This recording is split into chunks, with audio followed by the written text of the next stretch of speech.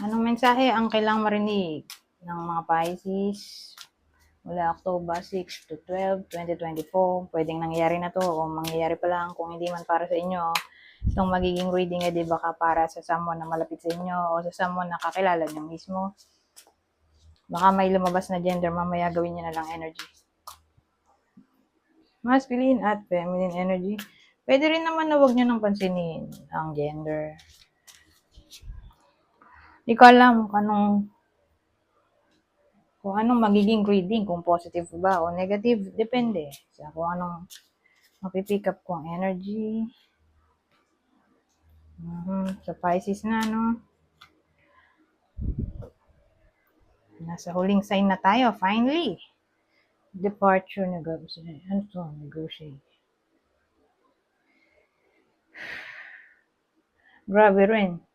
Grabe rin kung ano. Forced termination para sa iba sa inyo o sa kakilala nyo. Di ba yun yung grabe talaga? Nangyayari yan sa totoong buhay pag pinag-initan o basta may nagawang mali, parang gusto pa alisin agad. Na parang ang areglo may ibibigay na something bilang kabayaran sa pag-alis sa serbisyo, yung mga ganun. So, yun yung worst case scenario siguro. Yung forceful termination o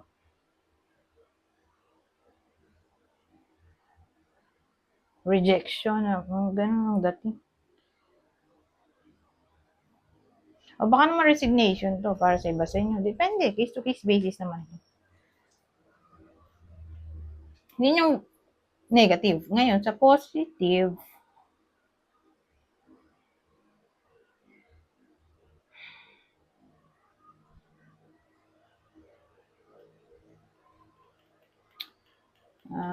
migration siguro. Magpa-migrate yung iba sa inyo. May kakausapin para mag-migrate at doon na tumira o mag-work. Ganon. May negotiation tayo.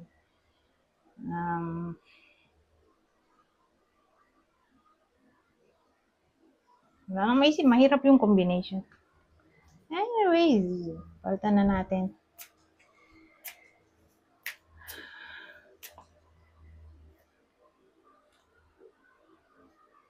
Pero siguro, yung resignation dun siya sa positive in a way na ginusto nyo naman. Halimbawa lang. Ang negative kapag forceful termination o ending ng work. Diba? Hindi mo ginusto. Bigla ka na lang tinerminate. Yun yung negative. Pero kung gusto mo na talaga umalis at makipag-negotiate na mag-i-endo na hindi na itutuloy ang contract, pwede naman mapapakiusapan naman kasi may case na ganun. Halimbawa, ayaw na sa work, wala tayong magagawa. Magre-resign yan. O may emergency, kailangan na umuwi, halimbawa mula ibang bansa papuntang Pilipinas. Makipag-negotiate na magre-resign. So again, case-to-case basis.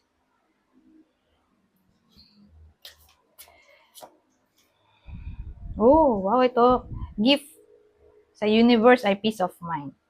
Gift ng universe sa iba sa inyo ay peace of mind. Oh, baka makatanggap kayo ng something na pwedeng mag-cause ng relaxation sa inyo. O baka kayo yung mag-give ng ganong gift na pwedeng mag-cause ng relaxation. Ano yun?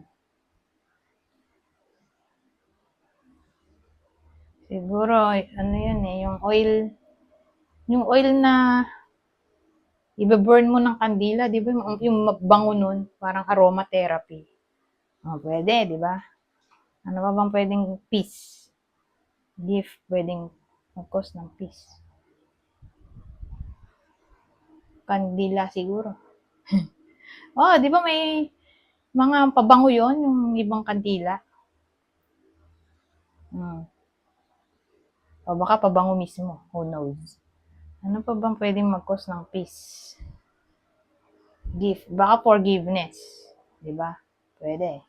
Ang gift ay forgiveness. Whether kayo mismo to na makaka-receive o kayo yung magbibigay ng ganitong sinasabi kong gift. Kasi nga, pwede siyang vice versa.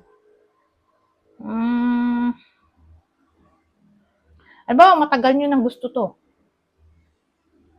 Na para bang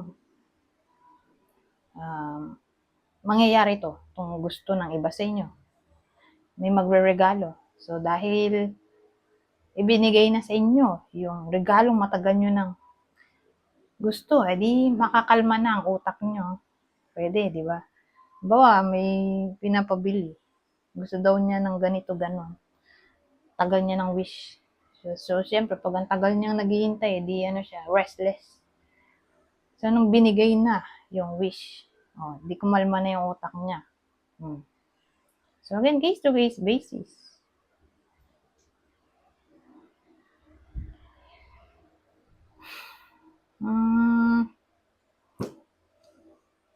Patay ng iba. Intelligence. May combination to. Wow! Ito maganda. Brilliant new idea yan. Brilliant idea.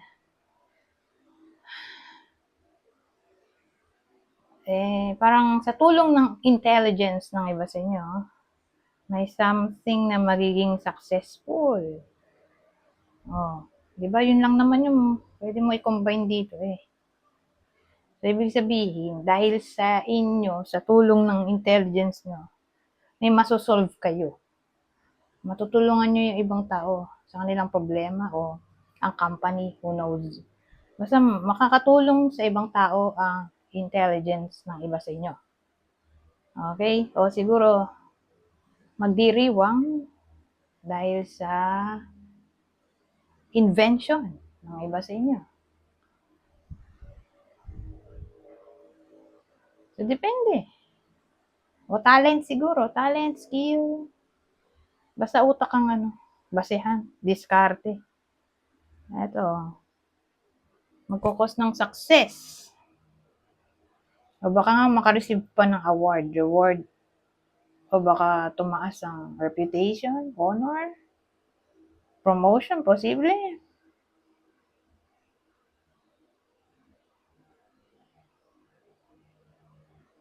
O sabihin natin naghahanap ng work. Dahil sa galing niya sa pag-sales stock sa sarili, di yan. Natanggap na sa work.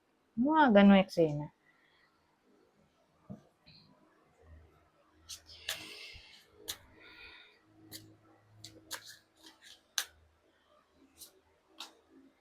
Key.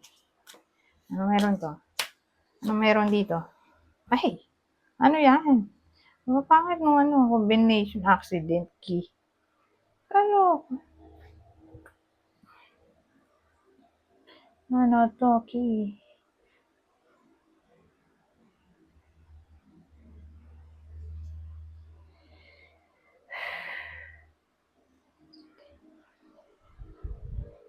Ano to pwede kasi, marami siyang pwedeng combination actually. So, sabihin natin, accident ay crime. Na parang may revelation na kung sino yung nag-cause ng crime. Halimbawa lang, o accident, may discovery. Ganon ang dating. O may sagot na sa matagal ng hindi mas lutas na krimen, ganon.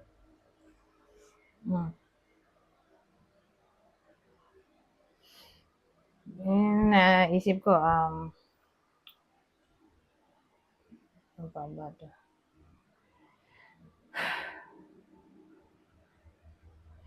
So, sabihin din natin na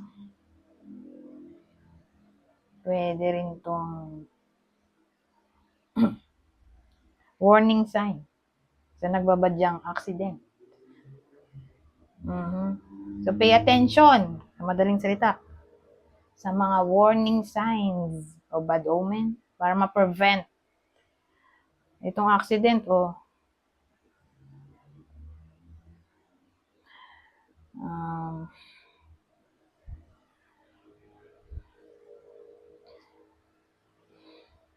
ano pa bang pwedeng maisip dito? Accident.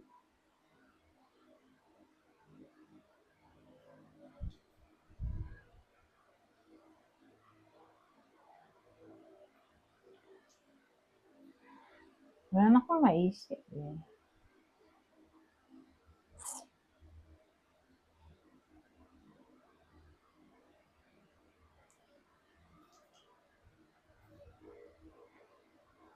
Siguro ano to, baka makuryente yung iba sa inyo. Yun yung accident. Tinamaan ng kidlat o makuryente, kaloka rin yun.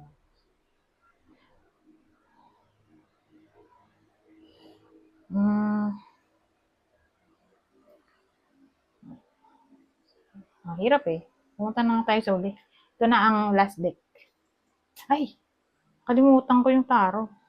Mababa pa naman ang oras, so idagdag na rin natin to. Ano masasabi nito? Wow, ito maganda. In a way na sabihin natin na disconnect yung iba sa inyo, whether ka-relasyon nila o crush. Na parang hindi na sila nagko-communicate for some reason. O nag-away siguro. So don't worry. May new beginning tayo dahil sa presence ng the Fool.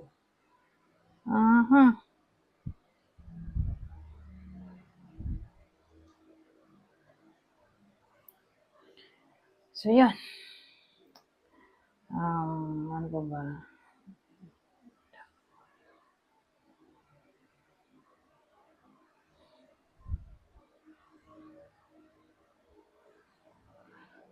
O sabihin nating condition new beginning.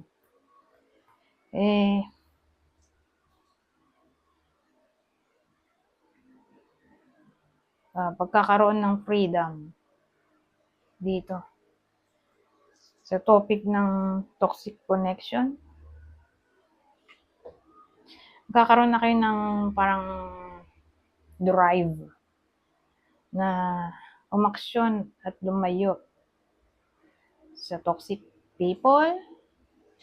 Kasi nga, priority nyo ang freedom in all forms. O dahil dito sa nangyaring connection, mag-gain kayo ng wisdom.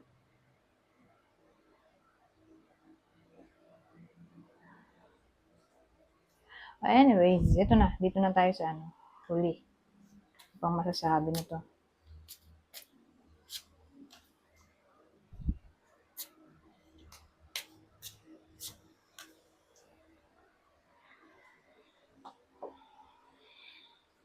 Connection. Detachment. Ano ba yan? Well, parang nagtalo sila dito. Ito kasi sabi ko, naghiwalay ito. Magko-connect. Ito nag-connect tapos nag-detach ulit. Oh my God. Ano kaya to?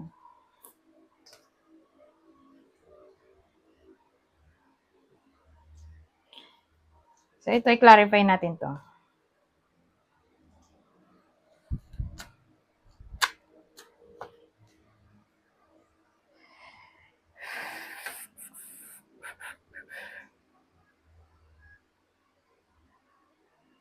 Ano to i-relate? Connection, detachment.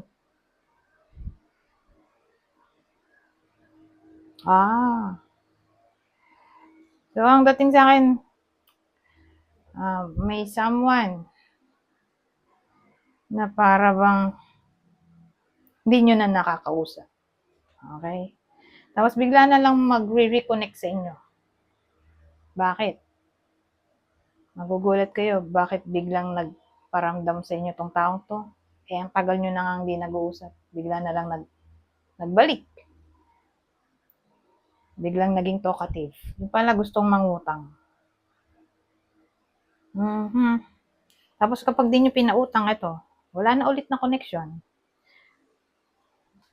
So, parang ang dating magre-reconnect para lang sa topic ng pera, para mangutang. Ngayon, dahil di nyo mapagbibigyan, madi-disconnect ulit kayo sa isa't isa. Anyways, hanggang dito na lang. Goodbye po.